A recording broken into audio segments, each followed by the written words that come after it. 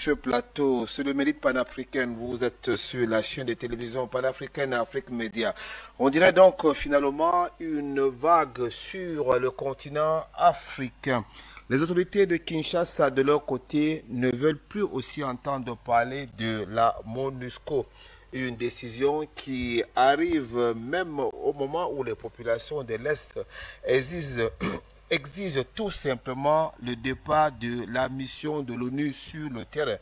Mission de l'ONU encore. Ce vendredi, ces populations l'ont encore fait savoir lors des manifestations d'hommage aux civils tombés il y a quelques jours sur les bas des casques bleus que les Congolais n'en veulent plus du tout. Le 26 juillet, des manifestants ont défilé à Butembo, dans le nord-est du pays, exigeant le départ de la MONUSCO de la RDC, manifestation au lendemain d'une autre démonstration de force ou réaction similaire des populations qui avaient fait plusieurs victimes à Goma, avec un cortège qui s'était dirigé vers la base locale des Nations Unies, et la mobilisation avait donc tourné aux affrontements armés faisant une dizaine de victimes.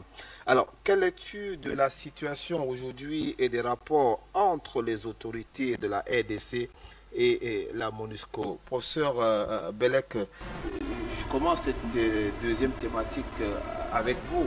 Alors, tout à l'heure, nous parlons de la MINUSMA. Aujourd'hui, maintenant, c'est la MONUSCO. On a l'impression qu'il y a vraiment de grands problèmes avec les missions des Nations Unies en Afrique.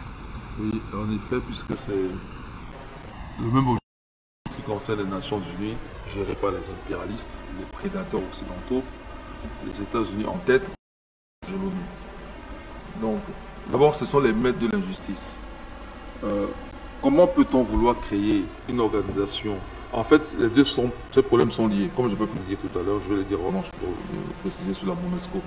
Alors, comment on peut prétendre avoir une organisation qui traite des problèmes mondiaux de façon juste, pour reprendre les mots à l'époque de la SDN, tels que le pensait Wilson, Woodrow Wilson, et donner des droits de veto à certains États. Et refuser à d'autres. Et refuser à d'autres. Voilà. Alors si c'est l'arme atomique, ok, d'accord, admettons. Mais l'Inde aussi a l'arme atomique. Ils n'ont pas le droit de veto. Le Pakistan a l'arme atomique. Ils n'ont pas le droit de veto. La Corée du Nord a l'arme atomique. Elle n'a pas le droit de veto. Et beaucoup d'autres pays ont... Et puis, je dis que certains États qui prétendent qu'ils ont une arme atomique, je ne suis pas sûr qu'elles soient opérationnelles. Vous voulez que je vous dise à qui je pense là comme État? Je pense à la France. Moi, je dis qu'il faudrait que les Français démontrent que leurs armes atomiques sont opérationnelles. Un État dont l'armée ne dispose que de 2 mois de cartouches en cas de guerre chaude, je ne sais pas s'ils peuvent se permettre. On me dit 4 jours, c'est encore pire. Bon, je ne sais pas s'ils peuvent se permettre de mettre en avant leur arme atomique, quoi. Parce que plutôt que de mettre dans l'arme atomique, qui ne servira pas d'ailleurs, qui commence d'abord à utiliser les armes conventionnelles. Je vous signale, comme ça je vais calmer un peu les esprits, parce qu'il y a des chefs d'État comme M. Macron qui ont mis dans leur tête cette idée que la France est une grande puissance, elle a l'arme atomique, et quand il vient parader en Afrique, il se permet de dire n'importe quoi. Il y a un seuil de radioactivité que si on devait atteindre, personne n'aura l'occasion de lancer une autre arme atomique sur qui que ce soit. Parce que si on atteint ce seuil de radioactivité, vous le fixez à une valeur, et ben, c'est la mort assurée pour tout le monde. Que ce soit rapide ou lente. Donc, ce seuil de radioactivité étant dû à un certain nombre de bombes nucléaires larguées par les uns et les autres, vous comprenez qu'il y a un nombre limité d'armes nucléaires qu'on peut utiliser. Ok? Et donc, s'il y a un nombre limité d'armes nucléaires qu'on peut utiliser, certains États, leurs armes nucléaires ne servent à rien. Parce que les États-Unis auront droit au chapitre avant la France. Il faut choisir qui doit lancer son arme atomique. Ça sera les États-Unis. C'est plus opérationnel. Ça ne sera pas la France. Donc, ça veut dire que déjà que n'ayez même pas peur de l'arme atomique française. Elle est inopérationnelle dans le sein de l'OTAN. Il n'avait qu'à pas entrer dans l'OTAN. Et pour revenir sur le sujet de la RDC maintenant? Alors, pour revenir sur le sujet de la RDC, non, je n'ai pas fini. Toujours mon préambule. Permettez-moi, s'il vous plaît. Allez-y. C'est pour éclairer la lanterne. Ok. La Société des Nations, là, comme Batengene l'a dit, C'était une idée qui était chère. C'est comme ça qu'on apprend dans les cours d'histoire, hein, à Woodrow Wilson. Mais c'est un traître lui-même. Alors qu'est-ce qu'il peut faire pour le reste du monde? Moi, je ne comprends pas comment être traître. Parce qu'il faut faire la différence entre l'historiographie et l'histoire. L'histoire, quiconque fait l'investigation historique arrive à une vérité. Mais l'historiographie, c'est l'histoire racontée par les uns et les autres. Ce sont les États qui font les programmes scolaires. C'est certains historiens qu'on donne ce rôle de choisir les programmes scolaires. Donc c'est de l'historiographie. Et souvent dans les pays occidentaux, c'est inventé. C'est pour faire, on veut atteindre cet objectif idéologique ou alors cet objectif au niveau de la manipulation des populations.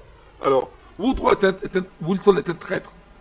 Voilà un président, bon, il était au sein du conseil, c'est vrai peut-être, mais c'était un soulard. Que les Rothschild et consorts vont chercher. Nous sommes là en 1913. On lui dit, mon gars, on va te faire de toi un président. Mais dès que tu es élu, voilà un papier, tu signes qu'avant la fin de la première année de ton élection, tu privatises la Fed, la Banque fédérale américaine, qui est soi-disant une banque centrale. Mais depuis, elle est privée. On a atteint les 100, bientôt ce sera 109 ans que cette banque est privée. C'était en décembre de 1913 qu'elle a été privatisée. Elle n'appartient pas à l'État fédéral américain. Elle n'appartient à aucun État américain. Elle appartient à ces familles-là, à savoir les Rothschild, les Rockefeller, les Schiff, les Bernanke, et tout cela qui gèrent cette banque. Alors, les JP Morgan, merci. Enfin, ils sont... Vous allez seulement... Vous allez, la Fed, vous prenez la liste de ces gens-là, c'est une banque privée. C'est-à-dire que quand ils impriment le dollar, le gouvernement américain paye pour ça. Quand ils gardent l'or des Américains, ils payent pour ça. Quand ils proposent une politique économique aux États-Unis, ils payent pour ça. C'est une banque privée, elle n'appartient pas à l'État américain. Et c'est déjà arrivé que cette banque privée refuse même de donner l'argent demandé même par le Congrès américain. Ok? Donc, et la dette américaine pèse sur les États, sur les citoyens américains et l'État fédéral, pas sur la Fed. Ah oui, oui, oui, oui. Eux n'ont que des profits. Alors, donc comment quelqu'un qui est aussi traître que Woodrow Wilson, son projet peut être favorable pour l'humanité? Moi, je dis que le reste du monde, à part les États-Unis, est tombé dans un piège volontaire. Parce qu'on n'avait qu'à regarder deux fois. Ils étaient dans une Libye, on les a fait rêver, ils ont cru que ça peut être juste. Ça peut être juste de gens qui ont massacré les Indiens d'Amérique, les Amérindiens. Mais ils ont... Et l'esclavage, l'histoire des Noirs. Et c'est pas fini. Et un État dans lequel les citoyens sont massacrés, comme c'était le cas avec le dernier, c'est qui a été très médiatisé là. On l'y habille. George Floyd. Et des gens sont liés à chaque année. Et un État dans lequel quelqu'un se lève un matin, commence à tirer sur les gens comme des lapins. C'est ça les États-Unis. Alors, donc, revenons dans ce sujet. Eh bien, les États-Unis. Okay, les États-Unis ont une organisation qu'on appelle la CIA. Okay, Chief Intelligence Agency. Cette CIA est au Congo depuis les années 60. Mobutu même, c'est connu, était un agent de la CIA. Le président Bush a géré la CIA. Le premier Bush, l'expert, a géré la CIA. Voilà. Et qu'est-ce qu'ils ont fait? Ils ont donc installé au Congo ce qui continue à tuer les gens. Parce que j'ai plus de 10 millions de morts. Certains disent même 20 millions. Depuis l'assassinat de Lumumba. Lumumba qu'ils ont mis dans la cible. Ils ont installé quoi pour ça? Je veux dire par là que la première force de l'ONU qu'on a envoyée au Congo, c'est celle qui a livré Lumumba à ceux qui vont l'assassiner. La première force de l'ONU qu'on a livrée au Congo, c'est celle qui a empêché Lumumba d'avoir les armes pour se défendre. Parce qu'il savait déjà qu'il était agressé. Donc, depuis le début, ces forces-là sont là pour déstabiliser. On ne parlait pas encore de terrorisme. Mais il s'agit de déstabiliser, de piller les richesses. Je signale qu'on dit souvent que la première arme, qu'une des deux armes, non, les deux bombes atomiques larguées Hiroshima et à Nagasaki résultent de l'uranium congolais. Parce que la première était bien à l'uranium, enrichi, du Congo. Mais la seconde au plutonium, elle aussi, elle vient du traitement de l'uranium dans la pile atomique créée par, enfin, mise au point entre autres par Enrico Fermi. Mais c'était l'uranium. C'est de l'uranium que vient le plutonium. Et ce plutonium qui est... Donc tout venait du Congo. Donc ça veut dire que c'est un pays qu'on ne veut pas. Il est au cœur de l'Afrique, bientôt pratiquement 100 millions d'habitants, avec une richesse, que ce soit minérale au niveau de la faune, de la forêt, et humaine bien sûr, incommensurable. Mais il ne faut pas que ce pays décolle. Donc MONUSCO, les Congolais ont raison, c'est comme au Mali, mais encore pire. Parce que ça dure depuis pratiquement l'indépendance. C'est là pour que ça ne bouge pas. Au contraire, que la population soit la plus terroriste. En fait, vous voyez le terrorisme. Ça, c'est du terrorisme avant l'heure. C'est-à-dire que dès qu'une population est pétrifiée, elle ne peut plus bouger, elle ne peut plus s'organiser, elle ne peut plus se faire confiance les uns aux autres, c'est du terrorisme. D'accord. Et le Congo est donc le premier exemple de ce genre de terrorisme. Et donc, s'ils se réveillent aujourd'hui, j'ai même compris qu'ils ont pris des armes. Les Congolais ont pris des armes. Eux aussi, ils ont tiré, ils ont répliqué sur les gens de la MONUSCO. Mais le pire, Aboubakar Sidik, le pire c'est quoi? Le pire c'est que, dans la MONUSCO, même dans la MINUSMA, il y a des Africains. Le pire c'est que le représentant de l'ONU là-bas au Congo, c'est une Africaine ou un Africain. Bon, on sait qu'il y a des endocolons partout en Afrique, mais là, je pense que ces gens-là, si on les attrape, on n'a pas pitié d'eux. Parce qu'ils n'ont pas pitié de leur... Ils ne voient pas que les Congolais sont leurs frères. Donc ils ont raison de se révolter, nous les appuyons et nous disons prenez d'autant plus d'armes que vous pouvez. Je vous en prie, professeur.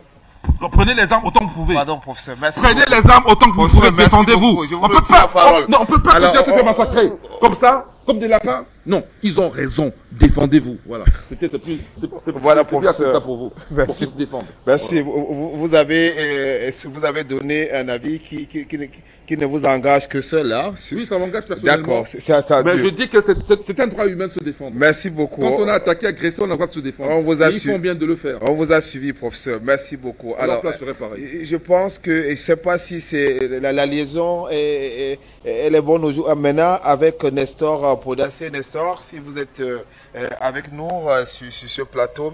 Alors, Nestor, tout à l'heure, nous parlions du Mali et maintenant nous parlons de la RDC.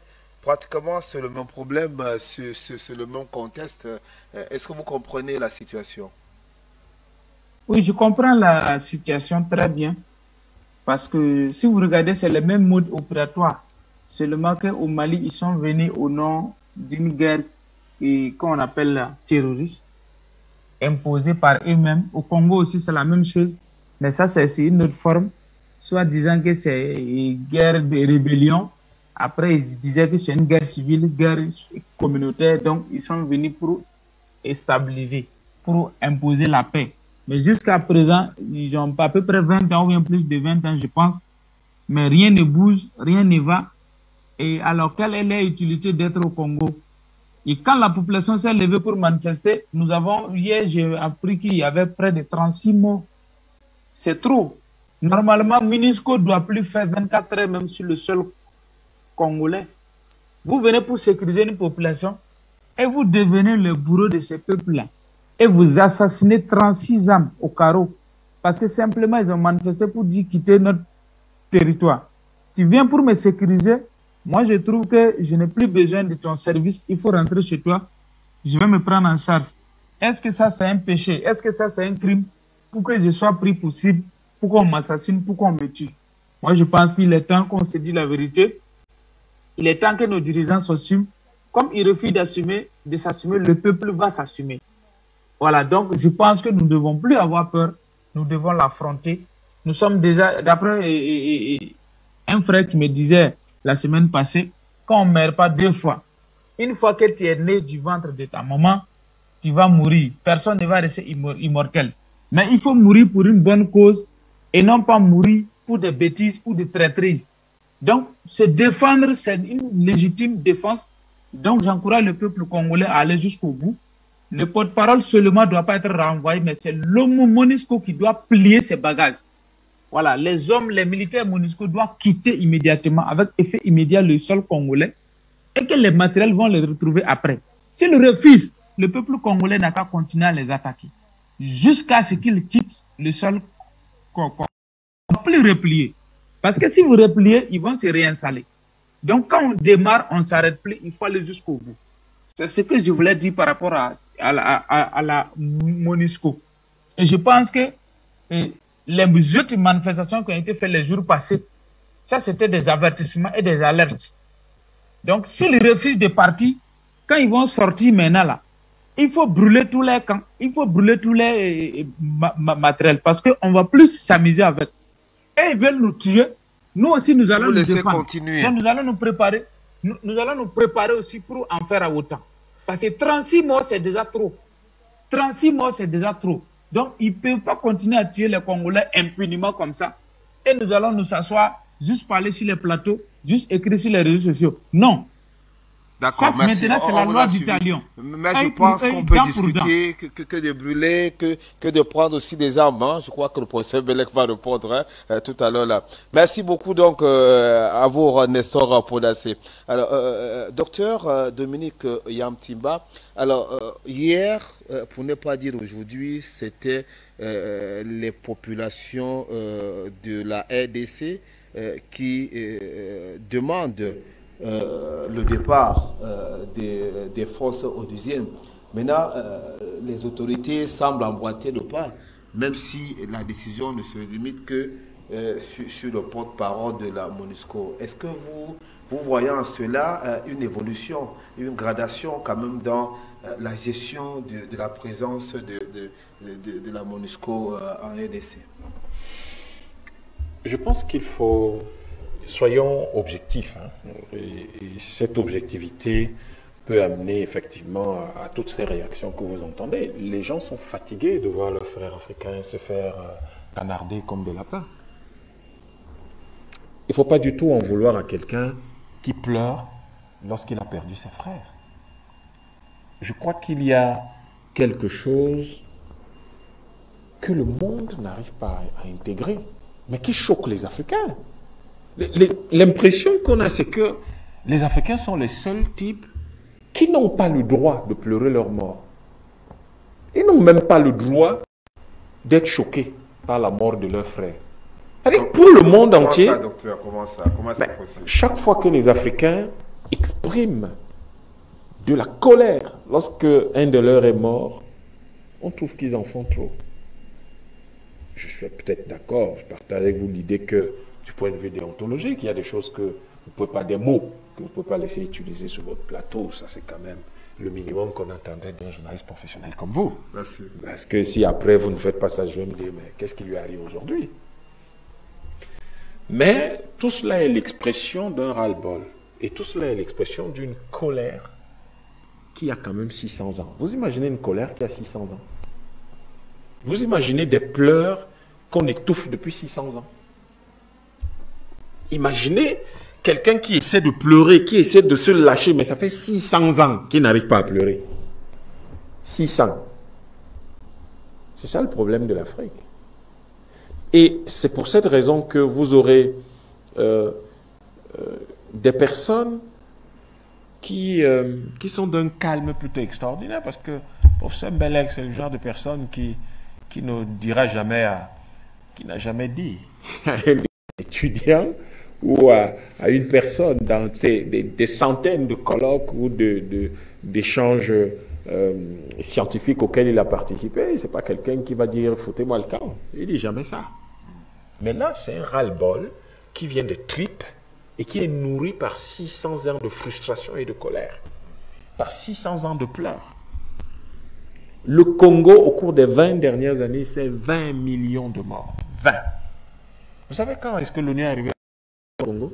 Je retourne la question. 1960. Ils sont restés de 60 à 64. Et ils avaient exactement le même nombre d'hommes qu'ils ont aujourd'hui, 20 000 hommes. 20 000 personnels militaires et civils. Et là, ils sont au Congo depuis 30 ans. Vous pouvez m'expliquer ce qu'ils font au Congo depuis 30 ans? La Deuxième Guerre mondiale a duré 6 ans. Ils veulent me dire que toute la puissance de l'ONU, 200 pays, ne sont pas capables de régler un problème en 30 ans. Et vous avez des types qui semblent être sortis d'une épreuve, qui tiennent quand même un langage condescendant et totalement indécent devant un peuple qui pleure ses morts, ses fils. Citez-moi un seul pays en dehors de la Russie sur cette terre qui a déjà perdu 20 millions de personnes. Il n'y en a pas.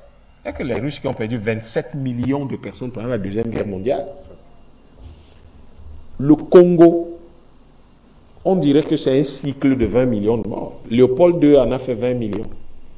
Bon, il faut que maintenant, pour le coltan et tout le reste, que le Congo, quand on a déjà fait 20 millions, on veut un autre cycle de 20 millions de personnes. Comment pensez-vous que les Africains se sentent quand on parle de ça? Comment croyez-vous que je me sens quand je prononce le chiffre 20 millions de morts? Forcément très frustré. Cette frustration parfois a besoin de s'exprimer. Et je crois que le gouvernement congolais n'a même pas commencé à régler le problème. Vous expulsez le porte-parole, mais est-ce que c'est le porte-parole qui a tiré?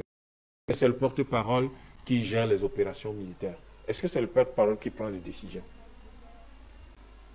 Il y a un moment dans la vie où vous prenez les décisions, la décision d'avancer ou vous ne prenez pas de décision.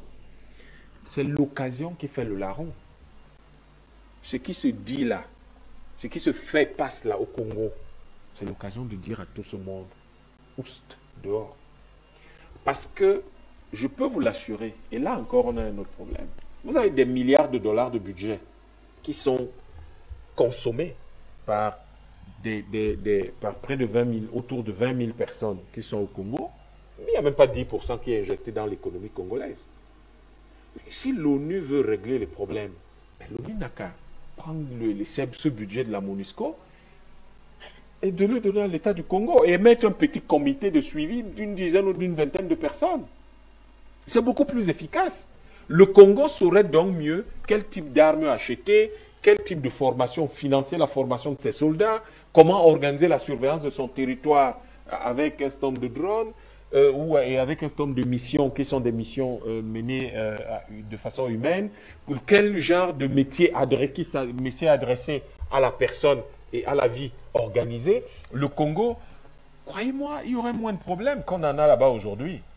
La difficulté, c'est que l'ONU, la MONUSCO, n'est pas là-bas pour le bien du Congo. Là encore, la MONUSCO, c'est une centrale de renseignement. Commanditaire de l'ONU. La MONUSCO, c'est une force qui, devant être censée être une force d'interposition, je n'ai jamais compris entre qui et qui, entre des Congolais. Au fond, qu'est-ce que la MONUSCO fait vraiment au Congo? Quelle est leur mission réelle? Ils font quoi là-bas? Qu'est-ce qu'ils font là-bas? Entre 1960 et 1964, ils ont eu 126 tués. Soldats qui sont morts. Il y a eu environ 109 civils dans leur délégation civile. Le plus célèbre, Amal Dios, le secrétaire général de l'ONU, qui est mort en 61 dans un accident d'avion. Là, ils sont depuis 30 ans au Congo. Ils font quoi? Ils ont apporté la paix où? Ils ont empêché les groupes de se battre où? Qu'est-ce qu'ils cherchent au Congo? La vérité est que les Africains doivent répondre à la question de savoir que voulons-nous. Si nous ne répondons pas à cette question, nous allons être traités comme ça, comme des gamins.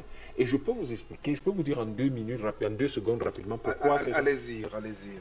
1960, oui, s'il vous plaît. 1960, vous avez un jeune homme qui devient Premier ministre au Congo et qui s'appelle Patrice Emery Lumumba. Lumumba arrive, mais il a dit quelque chose avant qui n'a jamais plu à qui que ce soit. D'ailleurs, Lumumba ne savait pas prononcer clairement Belgique. Je ne sais pas si c'était une par frustration et pas inhibition, mais il disait tout en Belgique. Écoutez encore ce discours, il disait tout en Belgique. Ça dit à quel point, de façon inconsciente, quelqu'un n'a pas du tout envie de vivre davantage une situation traumatisante. Et Patrice Lumumba estime que le Congo, il n'y a aucune raison de considérer que le Congo est devenu indépendant en 60. Au fond, lisez son discours, c'est ça que ça signifie. La Belgique a, en réalité, il y a eu le Congo qui était administré, qui était la propriété personnelle du roi de Belgique. À partir du moment où elle ne l'est plus, le Congo devient indépendant. Réellement, le Congo est indépendant depuis 1908. Ça veut dire que tous ceux qui ont été au Congo de 1908 à 1960, c'est des voleurs et ils doivent restituer le corps du délit et ils doivent être punis pour avoir volé le Congo. La Grande-Bretagne a volé 48 000 milliards de livres sterling à l'Inde. Je pense que la Belgique et les Occidentaux ont volé au moins le double au Congo. Ces gens-là, ils ont dû voler près de 100 000 milliards de dollars au Congo, aux Congolais. Et vous pensez que quand les Congolais voient Francis de leur canarder comme des lapins ou, je sais pas moi, des écureuils. À quoi pensent les Congolais? D'abord, on leur a volé leur indépendance de 1908 à 1960. Après, on a mis l'indépendance sous contrôle de 1960 jusqu'à aujourd'hui. Comment vous voulez que les Congolais se sentent? L'une des raisons pour lesquelles Lumumba a suivi le sort qu'il a suivi, c'est d'avoir rappelé qu'au fond, la Belgique, le Congo n'a pas été indépendant en 60. C'était en 1908, puisque à partir de ce moment, le Congo n'appartenait plus à personne. Nous sommes dans une situation où il faut utiliser tous les moyens. Là, sur le plan, vous vous attendez certainement à un discours juridique, il faut que le président du Congo active ce mécanisme-là.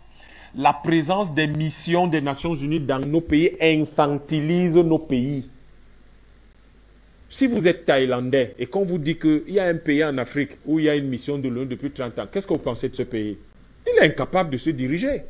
Or, ce que vous ne savez pas, c'est ça l'image qu'ils veulent donner de l'Afrique, partant de la théorie d'un type qui a écrit un livre extrêmement intéressant dans les années, un penseur du 19e siècle qui s'appelle Lewis Morgan, et qui disait que les Africains, ils classifiaient les hommes. Il dit, oui, il y a les animaux, et puis ensuite, il y a les sauvages, après, il y a les barbares, et enfin les civilisés. Et que les Africains, eux, ils sont encore des sauvages. Or, les sauvages, ils ne peuvent pas se diriger, puisque les sauvages n'ont pas droit. Il y a une correspondance. C'est que les sauvages, là, ça va être donc des gens qui n'ont pas, ils vivent en horde. Les barbares vivent dans des villages, dans des tribus. C'est pour ça qu'ils appellent de façon méprisante et condescendante nos États historiques. Ils les appellent des tribus, des ethnies. Et eux, ils sont les civilisés, eux, ils ont droit aux États. Vous comprenez pourquoi ils ne veulent pas du tout que nos pays soient indépendants? Ils considèrent que nous ne sommes pas capables d'être des civilisés et qu'on ne peut pas se diriger et qu'on n'a pas la capacité de s'organiser en État. Très souvent, aborder les questions, des problèmes que nous avons avec ces gens-là, il faut les aborder d'un point de vue scientifique, c'est beaucoup plus clair. Et vous voyez à quel niveau les réponses des gens comme les gens comme les Lumumba se situent. C'est des réponses scientifiques de même niveau et c'est pour ça qu'ils ne les aiment pas. La situation dans laquelle nous sommes aujourd'hui montre clairement que l'Occident considère, avec donc l'un de ses outils de domination mondiale et impérialiste qu'est l'ONU, considère que les Congolais sont encore au niveau des évolués, comme il les appelait à l'époque, au niveau des évolués et qui ne sont pas encore des civilisés, donc ils n'ont pas droit d'avoir un État. Voilà pourquoi il faut leur envoyer une mission de l'ONU qui doit gérer au fond, qui au fond gère leur État en complicité avec l'Église catholique, qui a bloqué l'évolution du pays depuis 1990, avec les conférences nationales et un certain Mosengo, qu'on appelle Monseigneur Mosengo, dans la hiérarchie des catholiques là. Or, le catholicisme, ce n'est pas une religion du Congo. Donc, en fait, la situation dans laquelle nous sommes est telle que la population congolaise doit mettre une pression extrême à l'État du Congo pour que ce ne soit pas le porte-parole qui soit seulement expulsé, mais que la MONUSCO tout entière soit expulsée du Congo. Parce que c'est quoi cette espèce de tutelle?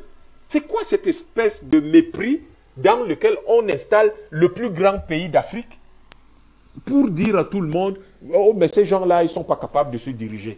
Merci beaucoup. On vous a très bien Sérieux. suivi. Merci beaucoup, docteur Dominique Yamtipa.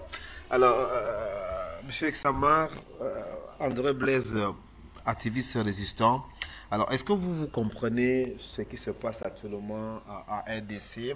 Alors, est-ce que vous pensez que la décision des autorités de la RDC aujourd'hui peut contribuer favorablement dans le processus de pacification dans l'est du pays? Surtout, on sait que le M23, soupçonné d'être soutenu par les forces étrangères, s'est réveillé et manœuvre pour la déstabilisation du pays. Je suis très content de prendre la parole après le docteur Timba qui vient de faire une analyse de la mentalité qui envahit les Occidentaux face aux Africains. Je rappelle que depuis la charte de l'impérialisme, plusieurs Occidentaux n'avaient qu'un seul objectif: empêcher l'Africain de s'industrialiser. Je vais citer un chancelier allemand qui lui a osé, Helmut Joseph Michael Kohl, qui est né le 3 avril 1930, donc il est le petit frère de Paul Biya de 3 ans, qui dit, en tant qu'homme politique, en 87, il ne saurait être question de laisser l'Afrique s'industrialiser. L'Occident ne va plus se laisser surprendre. Parce que pour eux, ça sera une deuxième faute après l'Asie. Et que l'Asie est devenue une sérieuse concurrence. Je voulais peut-être rappeler aux Africains qui suivent Afrique Média. Nous sommes en retard de nous mobiliser pour être une force face à ce genre de déclaration. Nous n'avons jamais répondu à ce monsieur. Ce monsieur qui aujourd'hui, qui fait partie d'un parti politique, l'Union chrétienne démocrate d'Allemagne. Donc les nazis osent avoir pour projet d'empêcher l'Afrique de s'industrialiser. Et vous connaissez très bien le Congo. Le Congo est un vivier, c'est la matrice de la terre. La plupart de nos téléphones portables, la matière première vient du Congo. Bref, tout pays africain où il y a un peu de richesse, sachez que vous aurez des installations de MONUSCO. Oui, partout où il y aura la richesse, sachez que si tout de suite on découvre sur notre plateau d'Afrique Média qu'il y a un gisement, soit des mines, soit de l'or, la MONUSCO va venir toquer la porte ici à Denver. Ils viendront toquer la porte pour dire que je sens que Isama, et c'est là où il faut que l'Africain commence à prendre très au sérieux le tribalisme. On parle de Patrice Lumumba, où on sait très bien comment ils ont utilisé la fragilité des Africains à se sentir un seul. Depuis 1884, où ils ont divisé les Africains en petits pays, où ils ont estimé que voilà, chacun a sa petite chefferie. Les Africains doivent désormais prendre globalement la défense des Africains. On ne doit plus dire que les Congolais doivent. Non. Nous, ici au Cameroun, nous devons, comme Afrique Média, en train de constater que notre pays, Afrique, au Congo, est menacé par la MONUSCO. Nous tous, nous boycottons, nous soulevons les pancartes, nous prenons. Je demanderai au réalisateur de présenter encore les images où les Africains ont sorti les t-shirts, où on est en train d'afficher MONUSCO dégage. Ça doit se passer partout en Afrique, pas seulement au Congo. Ne laissons plus ces particules de pays continuer d'être les seuls à subir. Moi, par exemple, je ne serais pas content que, vous savez que plusieurs Africains sont venus me rendre visite quand j'étais en prison. Je ne vais pas vous surprendre. Je vais vous informer. Voilà, MONUSCO dégage. Les Africains du Cameroun. Moi, je voudrais vous lancer cette question qui nous semble importante, non seulement pour nous sur ce plateau, mais pour les téléspectateurs qui nous regardent. Est-ce que vous avez le sentiment, Monsieur Sama, que la décision prise par les autorités de la RDC aujourd'hui de déclarer, de dire que le représentant de la MONUSCO n'a plus de place à RDC. Est-ce que cette décision, à la suite des populations qui demandent aussi à la MONUSCO de partir, est-ce que toutes ces décisions peuvent participer favorablement dans le processus de la pacification du pays? Ça participerait, et je vais peut-être aussi répondre comme le professeur Belek qui dit il ne faut pas être pressé. Parce que certaines choses, quand vous voulez les chasser complètement, vous risquez d'installer d'autres grands problèmes. Effectivement, il faut avoir son ennemi à côté. Et maintenant, prendre la peine de faire en sorte que nous ne soyons plus des victimes de ces gens. Parce que réellement, quand vous voulez vous détacher, nous par exemple, nous qui voulons décoloniser l'Afrique, on ne peut pas empêcher un Africain de parler français pour l'instant. Vous empêchez, on va alors se parler comment? Je voudrais bien voulu de rêver d'être en train de parler du Wolof, comme mes frères sénégalais, ou bien parler Sango comme en Centrafrique, ou bien parler Lingala comme mes frères congolais. Mais je crois que pour l'instant, comme j'utilise encore la langue coloniale française, c'est dans le système éducatif camerounais que nous devrons, de façon sous-jacente, inventer une nouvelle façon de se défendre. Ou dans l'introduction de nos langues africaines, on doit pouvoir dire nous avons une constitution. Au Cameroun, commençons à virer vers l'africanisme, dont le Fulfulde doit être une langue parlée. Est-ce que ça vous fait pas mal, par exemple, que RFI parle en Fulfulde et que les Camerounais soient en train de dire que c'est pas sa langue parce qu'il dit qu'il ne parle pas Fulfulde? RFI, Radio France Internationale, qui avant s'appelait post-colonial. Mais les Africains, inquiétons-nous. Merci beaucoup. Inquiétons-nous. En fait, je vais chuter en disant Allez-y donc. Notre intérêt, c'est d'industrialiser l'Afrique. Et pour industrialiser l'Afrique, l'Afrique doit défendre l'Afrique. Aucun Africain ne doit se sentir étranger par rapport à ce qui se passe dans un pays africain. Ce qui se passe au Congo, les Camerounais, les Sénégalais, les Tchadiens, toutes ces parties, parce que nous devons faire des contre-conférences déjà qui doivent rappeler à tous ceux qui ont parlé comme ce chancelier-là, que ce qu'ils avaient fait à leur époque, que c'est déjà démodé. Maintenant, ce qui est à la mode, l'Afrique se pense par elle-même avec de nouveaux Africains. Leur temps où ils avaient pensé que l'Afrique ne peut pas s'industrialiser, nous devons aujourd'hui prendre notre destin en main. Sinon, nous n'allons jamais réussir. Merci beaucoup.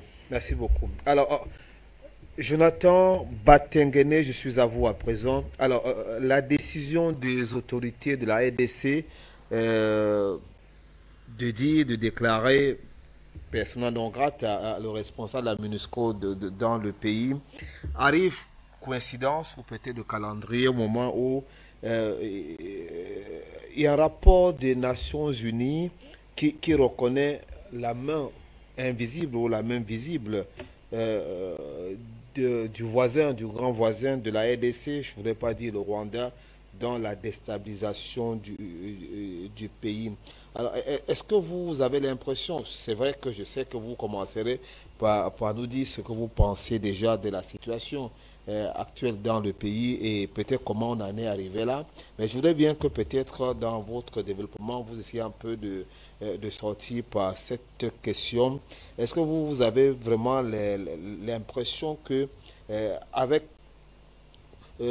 cette reconnaissance aujourd'hui de l'ONU de la déstabilisation de la RDC par le voisin de ce pays, est-ce que ça peut contribuer quand même à ramollir un peu les relations entre la RDC et la MONUSCO?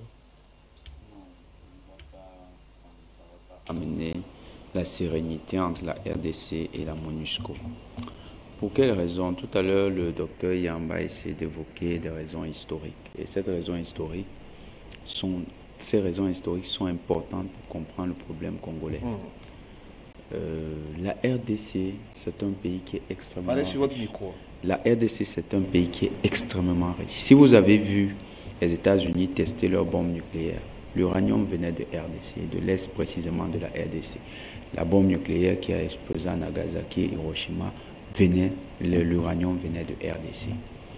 Depuis 1958, le président, je ne l'appelle plus Premier ministre, Dr Yam, c'était le président du Congo.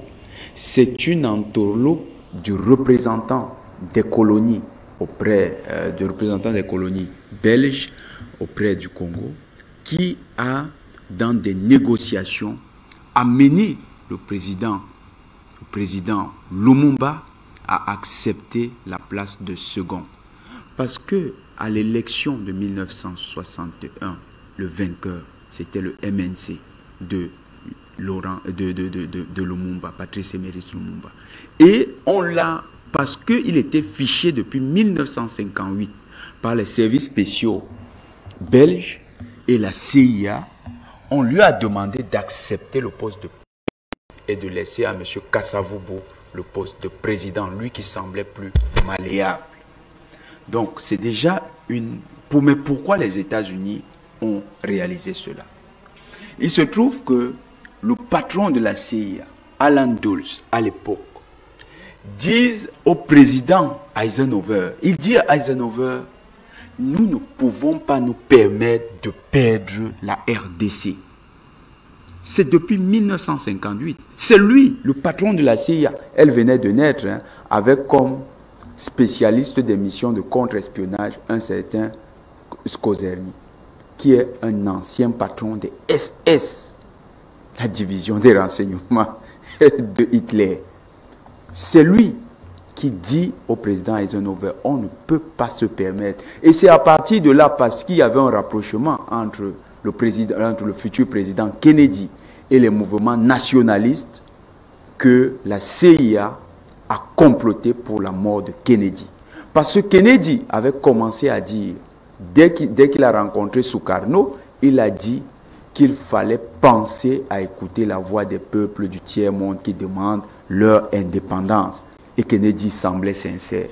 Donc, la CIA ayant compris l'enjeu stratégique, surtout que la carte minière du Congo a été faite par la société britannique, parce qu'en 1896, le roi des Belges entre très tardivement dans l'action coloniale. Il demande aux Britanniques de l'aider à faire la carte minière du Congo. C'est les Britanniques qui ont la carte minière du Congo. C'est eux qui passent aux Belges les éléments sur cette carte minière. Le roi des Belges, la Belgique que vous connaissez aujourd'hui, nous le disons sans risque de nous tromper, était un pays pauvre avant 1908, avant 1800, avant 1900, c'était un pays pauvre, vraiment très pauvre, extrêmement pauvre, comme les Africains ne l'imaginent même pas. L'essentiel de la richesse de la Belgique, c'est la construction de Bruxelles, c'est la richesse du Congo. Le port d'Anvers devient le 3e port au monde grâce au caoutchouc du Congo. Les gens ne le savent pas. C'est le Congo qui a fait la Belgique, qui aujourd'hui se vend d'être une grande nation. Et vous voyez des Congolais qui chantent la rumba, trouver qu'arriver à Bruxelles, c'est arriver au paradis. C'est l'inversion des rôles. Les princes qui se prennent pour des gueux et les gueux qui deviennent les princes.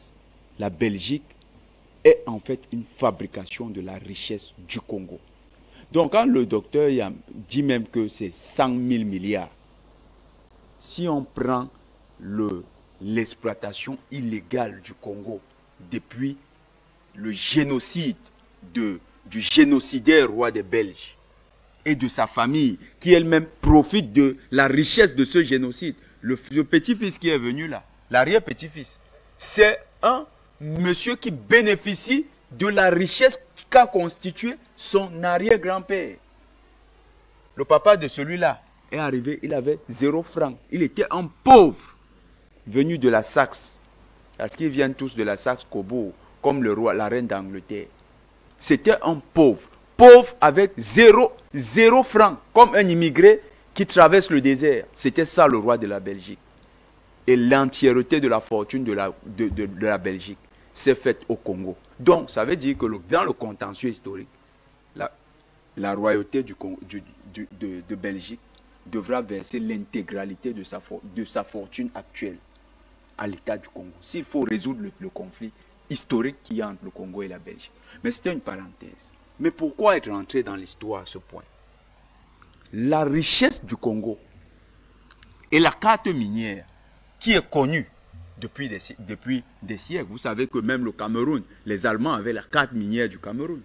Donc cette carte minière, les États-Unis qui ont eu les éléments là-dessus et qui, à partir, quand vous comprenez comment est-ce que c'est constitué le nouvel ordre mondial à partir de 1919 avec l'accord de Versailles qui était en fait la copie des propositions du président Woodrow Wilson. Donc le nouvel ordre mondial constitué par les États-Unis, garant international désormais de la sécurité dans le bloc des gagnants.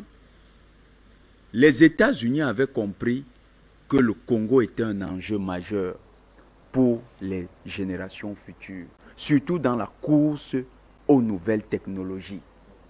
Et qu'est-ce qui a été proposé? Dès lors qu'ils ont constaté que Patrice Emery Lumumba pouvait prendre, le premier président légitime du Congo, pouvait prendre le contrôle de cet immense territoire et penser à son émancipation sur des bases nationalistes, ils ont envisagé la sécession. La sécession du Katanga, 1961, c'est 9000 soldats belges qui viennent épauler M. Tshombe. On nous dit seulement que Tshombe était dans sa sécession. On ne nous dit pas qu'il y a 11 000 soldats belges qui ont quitté la Belgique, sont venus au Congo et que 9000 se retrouvaient au Katanga pour assurer la sécurité justement de ce monsieur Tchombe. Et que parmi les gens, le peloton qui a exécuté monsieur, parce que dès que les 9000 sont arrivés, ça a justifié la force, la première mission des Nations Unies, l'ONUC, l'Organisation des Nations Unies au Congo, 20 000 hommes qui sont arrivés au Congo. Mais ce n'était pas pour la sécurisation, hein. C'était simplement pour assurer cette partition du Congo. Parce qu'il fallait couper le Congo de ses richesses, de ses zones, de ses territoires miniers les plus importants. Le projet a continué. 1994, lorsque Laurent Désiré Kabila décide de renverser Lumumba, de renverser Mobutu, il y a un accord à Kigali. Après le génocide, il y a un accord autour de Paul Kagame. D'ailleurs, Paul Kagame, à l'occasion, va donner des militaires qui vont travailler avec Laurent Désiré Kabila. Dans l'accord, il y a un accord entre Ougandais, Rwandais et Congolais. C'est la partition du Congo, de l'Est du Congo, et la rétrocession d'une partie à l'Ouganda, au terme du renversement de Mobutu. Une autre partie devra revenir à monsieur, au Rwanda. C'est sur cette base que même si M. Kagame ne le dit pas à la télé, il pense qu'il a de la légitimité. Parce qu'il pense qu'il a rempli sa part de mission. Il faudrait qu'effectivement le Congo repaye sa dette vis-à-vis du Rwanda. Et donc, il y a ce M23 qui est manipulé depuis Kigali. Ce n'est pas un secret, hein. Les patrons du M23 vont se cacher à Kigali. Et dans le président Kabila, quand il avait voulu résoudre cela en 2013, il a fait des concessions. Il a facilité l'intégration d'un ensemble de militaires rwandais dans le dispositif sécuritaire congolais. D'ailleurs même, est-ce que vous savez que l'ancien chef d'état-major du Congo est aujourd'hui général au Rwanda?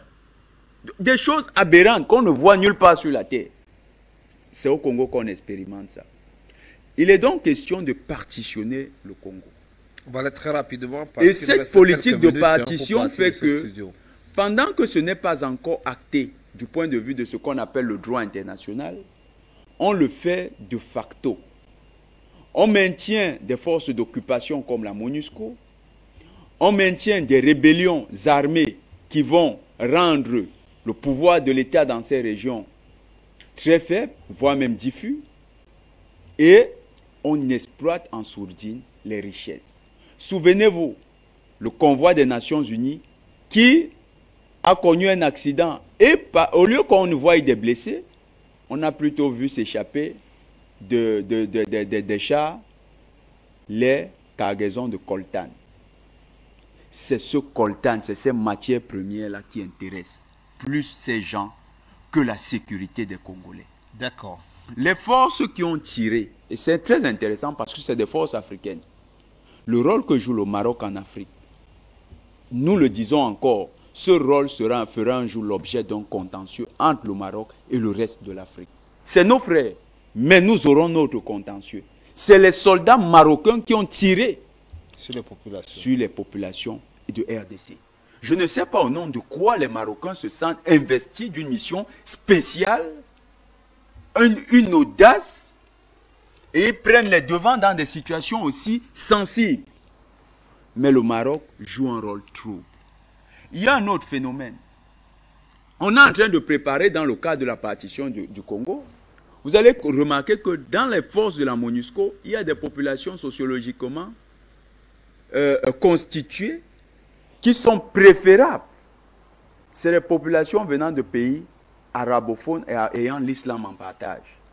Vous verrez, c'est les Bangladais, c'est les Pakistanais, c'est les Marocains qu'on envoie à l'est de RDC.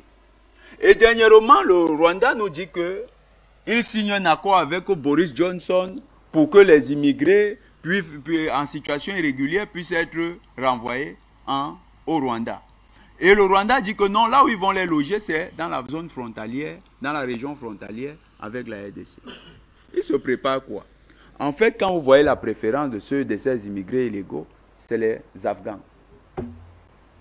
Prenez maintenant cet écheveau en train de se constituer. Et vous regardez ce qui se passe. Ils sont en train de créer, de préparer le futur problème du terrorisme à l'est du Congo. Parce qu'ils savent que la constitution du terrorisme, dans le cas de ce qu'ils appellent l'État islamique, qui n'est en rien une défense de la religion, mais plutôt une construction géopolitique de déstabilisation, ils savent que cette construction-là sera plus pertinente pour acter la partition du Congo que le Rwanda et l'Ouganda n'ont pas pu obtenir par des voies de leur rébellion. Merci beaucoup. Il faut procéder par de nouveaux mécanismes et ce sera de créer un problème d'État islamique à l'est de la RDC. Voilà le rôle de la MONUSCO. Voilà ce que les populations de RDC dénoncent. Et nous disons que les populations doivent monter crescendo dans ces revendications. Oui. Mais bien plus, il faut appeler le président Kabila. C'est très important. Parce que Kabila avait commencé à résoudre le problème de l'insécurité au Congo. Très rapidement, il nous reste quelques secondes. Hein, la question du départ de la MONUSCO doit être corrélée au retour du président Kabila en RDC. Nos frères de RDC, pendant que vous revendiquez le départ de la MONUSCO, vous avez un autre chantier. Ramener le président Kabila. Mais cette fois-ci, constituez-vous en force autour de lui. Parce que le président Kabila, s'il doit régner, il doit régner avec ceux qui ont véritablement à cœur les intérêts de la RDC. Merci beaucoup à vous, Jonathan Batengene. Alors, Nestor Poda, si vous êtes en ligne, en 2 secondes, votre dernier mot, est-ce qu'il est encore, il est parti, on me signale au niveau de la réalisation. Alors, Essama, André Blaise, alors, vraiment 2 secondes, votre dernier mot sur ces 2 thématiques, finalement, est-ce qu'il est urgent pour l'Afrique de se prendre en charge aujourd'hui et que d'attendre étant la main aux Nations Unies? Vraiment très rapidement, en 2 secondes. Très rapidement, n'allons pas par 4 chemins. Oui. Les Nations Unies ont été créées aux États-Unis. Nous, ici en Afrique, commençons à initier ce que nous pouvons faire pour que l'Afrique soit également une terre où nous pouvons nous unir. Parce qu'on parle des Nations Unies. Nous, en Afrique, est-ce que nous sommes unis? Merci. Je vais remercier le Congo qui a ramené là-dedans. Oui. Très rapidement, parce qu'on arrive à la fin. Et surtout que nous attendons également que nos autorités camerounaises commencent à poser les gerbes de fleurs sur les monuments de Ruben Oumniobé, de Ernest Wandier, Félix Moumier. On a vu comment on a agrandi les photos de Patrice Lumumba là-bas. C'est honteux pour les autorités camerounaises. Le message est passé. Merci beaucoup. La même chose. Merci beaucoup. Ceux qui la réalisation nous fait signe que l'émission est finie. Alors, docteur Dominique Yam Timba, à votre dernier mot. Aujourd'hui, face à tout ce que nous avons dit sur ce plateau, qu'est-ce qui reste aux Africains, aux Congolais, aux Maliens et à toute l'Afrique? Il leur reste l'appel que nous avons lancé il y a quelques temps d'obtenir 10 000 élus panafricanistes à partir de l'année prochaine. Et la période cible, c'est 2023-2028. Il faudrait que les jeunes Africains soucieux du développement de l'Afrique et de son unité se mettent ensemble, que les jeunes se lancent en politique. Il ne faut pas attendre. Si vous ne faites pas la politique, on la fera pour vous, on prendra les décisions pour vous. Merci beaucoup. Donc, le message est passé. Alors, professeur Jean-Paul Bellec, panafricaniste, nous finissons avec vous. Votre dernier mot, qu'est-ce qui a retenu? Quelle mission pour les Africains aujourd'hui? L'un après l'autre, parce que c'est inséparable. Bon, je rappelle que le problème africain, nous qui sommes orientés vers le panafricanisme, c'est comme un problème de mécanique quantique. Donc on a affaire à un système dans lequel les sous-parties sont inséparables. Il y a non-localité. Quelque chose qui se passe au Congo aura une répercussion sur le Mali, et réciproquement. Et l'indétermination qui subsiste, c'est quoi? Quand est-ce que nous serons vraiment totalement libres et indépendants? Ça, je ne peux pas vous dire, je ne suis pas un devin, mais ça tient de nos efforts. Il ne faut pas désespérer. Ce qui est sûr, c'est que la population de l'Afrique et son dynamisme, sa jeunesse, garantissent un avenir meilleur, même si apparemment les choses paraissent sombres avec le terrorisme qu'on nous impose. Merci. Mais en même temps, on voit que les peuples sont en lutte et solidaires et de plus en plus panafricains. Merci beaucoup. Bon courage à tous. Merci beaucoup à vous, professeur Jean-Paul Bellec, panafricaniste. Je vais aussi également vous remercier Essama André Blaise, activiste résistant, Jonathan Batengene, sociopolitique. Ça a été un plaisir de vous avoir sur ce plateau. Nestor Podassi, qui était avec nous en multiplex, qui est le président des jeunes panafricanistes, dont leader de la société civile, et également vous aussi, pour avoir accepté notre invitation, Dr Dominique Yam Timba. Madame, Messieurs, ça a été un plaisir également pour nous sur ce plateau de vous servir cette émission. Je suis Aboubakar Sidik Mouchili. Merci également à Nathan qui a été de l'autre côté de la technique, qui nous a permis de vous livrer cette émission. Bonjour, bonsoir, restez en compagnie des suites des programmes de la télévision panafricaine Afrique Média.